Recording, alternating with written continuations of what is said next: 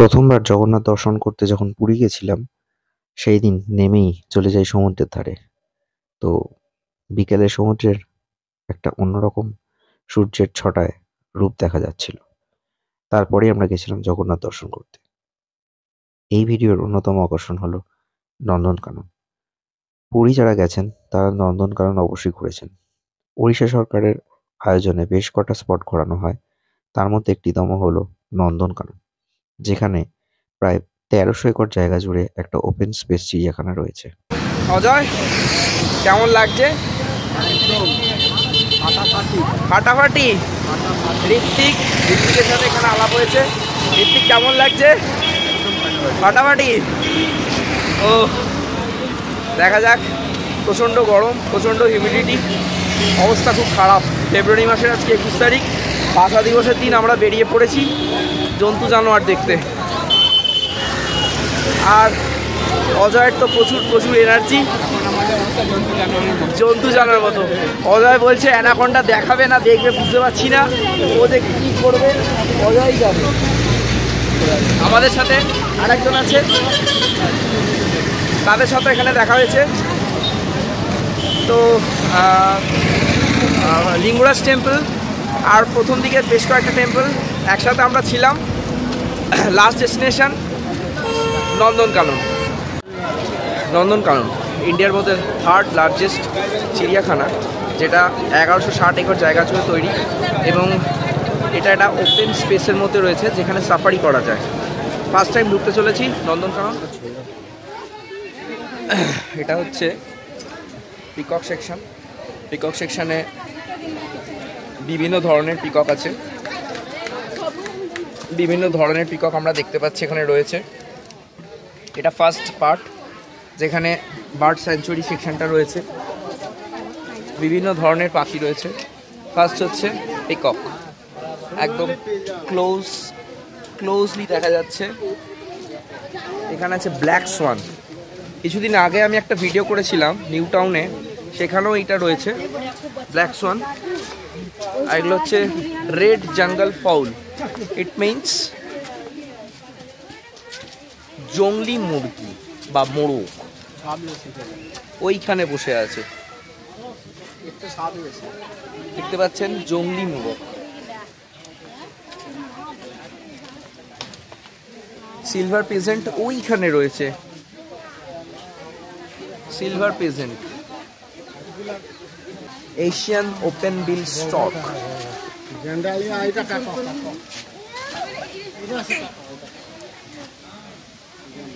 দেখা যাচ্ছে। আচ্ছা, কাইট আছে, কাইট বসে আছে। প্রচুর পরিমাণে সম্বর, চিতল আর নীলগাই তিনটেই রয়েছে। দারুণ জায়গাটা, দারুণ।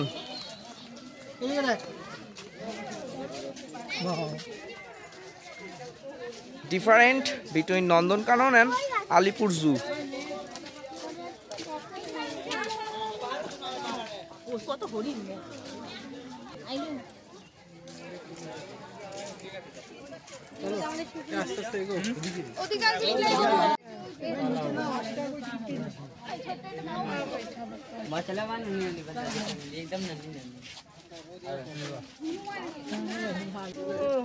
मस्त लगा दिखा दो हमें। এটা হচ্ছে স্কুইরেল।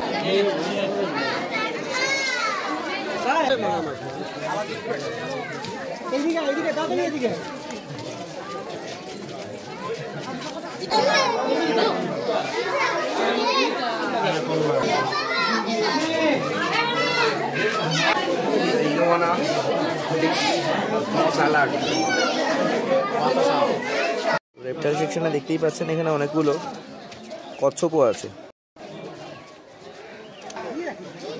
যেখানে যেরকম পরপর কচ্ছপ। এখানে কুমিরের প্রচুর কালেকশন আছে। এগুলো অরিজিনাল হাইব্রিডের চাষ হচ্ছে, বুঝতে পারছি না কিছু।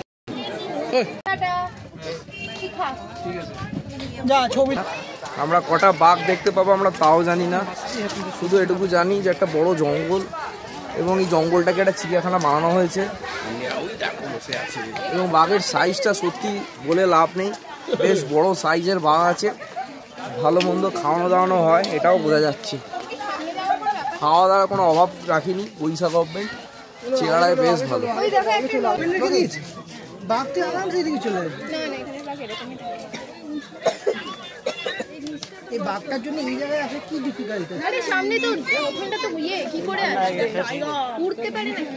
একটি বসে আছে, ওপেন স্পেসের মধ্যে বাঘ থাকে। অন্যান্য জায়গায় যেমন থাকছে যে বাঘগুলোকে খাঁচা বন্দি করা হয়, এখানে সেটা নয়, এখানে পুরোটাই ওপেন স্পেসের মধ্যে রয়েছে। এনভায়রনমেন্ট ওপেন, ফ্রি, যার জন্য তারা থাকতে অভ্যস্ত।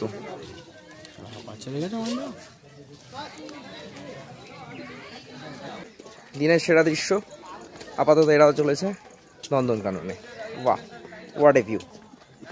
That is a part of our life. থাকতে হলে একসাথে।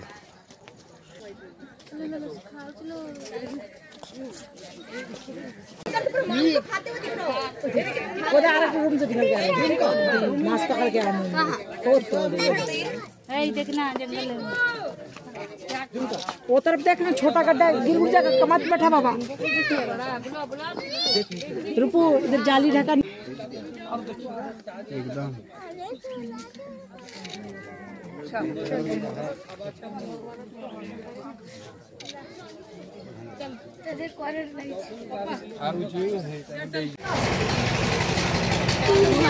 এটা হচ্ছে ইন্ডিয়ান এলিফ্যান্ট সেকশন, পুরোটাই রয়েছে অনেকটা জায়গা জুড়ে দেখাই যাচ্ছে, যার মধ্যে এই একটা রয়েছে, এখানে 3-4টে হাতি রয়েছে।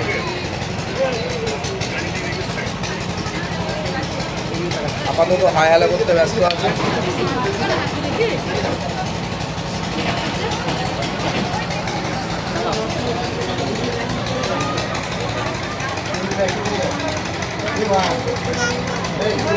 তো এই ছিল আমাদের আজকে নন্দনকানন জার্নি।